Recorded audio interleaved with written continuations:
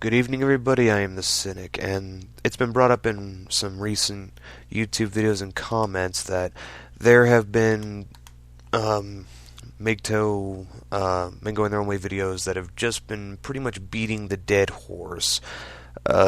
Just talking about the same old, same old. And when I started this channel, I did not want to do that, but looking back on a few of my videos, I see I too have fallen into that cycle. So I'm hoping that this video will kind of break me out of it. A world of trivialization, where people trivialize everything and anything to make others who make content and produce goods feel bad about themselves. There's a popular saying with these kinds of people: those who do nothing feel the need to criticize those who do little.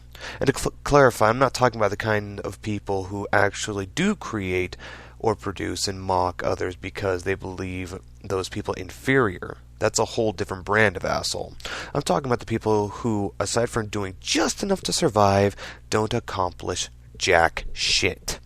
Typically, the characteristics of these people aren't hard to find. A blank and always unimpressed look, dismissive rhetoric, a nihilistic and cynical outlook on most anything simply for the sake of its negativity, and an all-around air of disappointment and resentment for anything good that doesn't directly benefit them. To me, this is one of the biggest ailments of the Western society today. And what separates MGTOW from these people is that we make our decisions off of carefully considered and rational analysis to determine the cost versus risk versus benefit, and if the first two are outweighed by the third or not. While the people I'm referring to, the discouraged nether apes, are simply cynical in hopes to observe their own pity party-induced self-fulfilling prophecies come to fruition. Trivializing anything and everything, from hard work in the garden, yeah, you made a bunch of weeds grow, to learning the violin. Congratulations, you can rub strings together and make a purr to sound.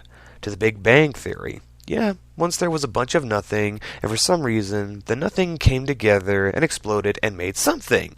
To creationism. Oh yeah, the invisible man in the sky who likes to preach about morality and love while damning people to the fires of hell. Of course, among other religions.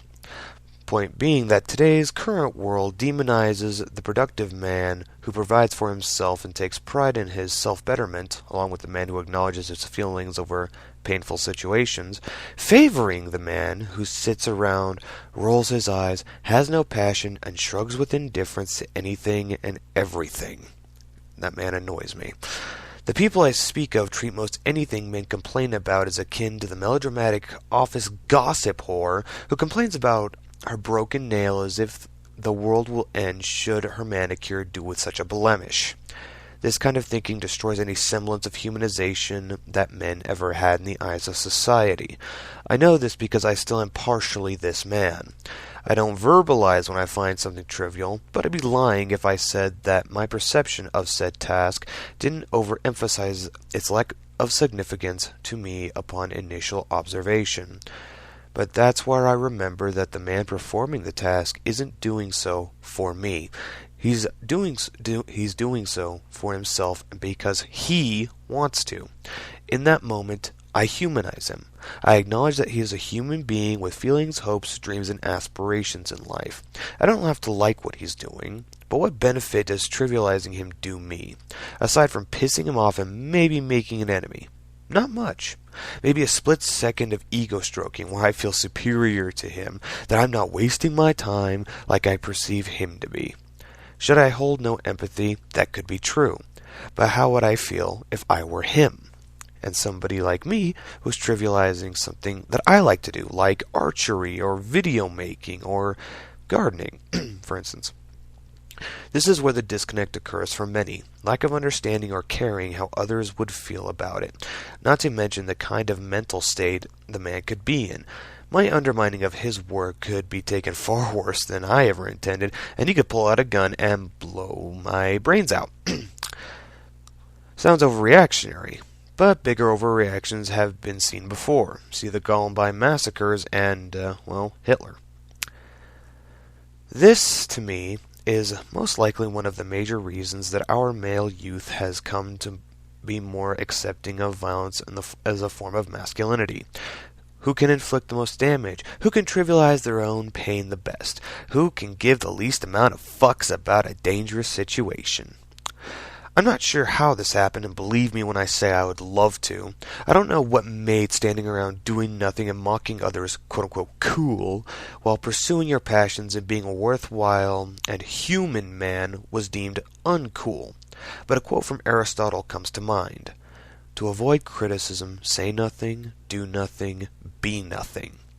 To me, this quote more or less symbolizes a great majority, well, not a great majority, but a healthy majority of Americans today.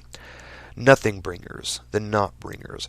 People who've no real aspirations of their own, but follow the menial country dream, the American dream, the Canadian dream, whatever country, and believe it will bring them happiness while simultaneously bastardizing any who dare question said dream, showing great hostility to which people do not understand, instead of attempting to learn and grow. Some would argue that this is human nature, and the more I observe, people, the more I'm inclined to agree. Today's mainstream world seems hell-bent on breaking down anyone who doesn't side with the status quo. Just look at the unmarried man. Nothing but shame, insults, and scorn. No sympathy, no attempts to understand, and the few bits of outreach made are laughable at best. Personally, I see this as a side effect of dehumanization. Gaining split-second moments of superiority through hurting the feelings of others. That's all it really is. My only recommended solution would be to not dismiss the good in life and the desire to understand, to want to learn and accept other people for who they are. As improbable as this idea sounds on a massive scale, on an individual level it can really make the difference in terms of seeing things in a more positive light and living an all-around happier and better life. Now, how does this pertain to MGTOW? 2 reasons. The first, let's be honest here, this mostly applies to men. You can't get laid. You'll die alone. Man up. Shaming and trivialization of men's humanization and feelings are anything but a rarity in this day and age. And 2, because I think the sole purpose of men going their own way holds to one solid thing. This isn't what men going their own way is, but I think this is what the purpose is. Men who want to be free, to be happy. I want these men to be happy and to live fulfilling lives. I'm fairly certain that many of you have come to figure these same kind of things out already and have come to your own conclusions. But all I offer is a different perspective. I am the cynic, everybody. Have a nice day.